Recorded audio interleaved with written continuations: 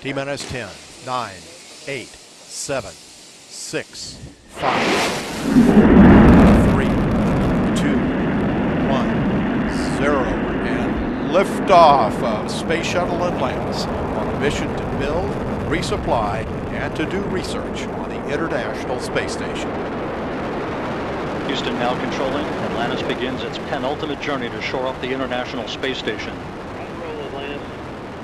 Atlantis now in the proper alignment for its 8.5-minute ride to orbit. 4.5 million pounds of hardware and humans taking aim on the International Outpost. 30 seconds into the flight. Atlantis almost 2 miles in altitude, almost 6 miles downrange from the Kennedy Space Center already, traveling 500 miles an hour.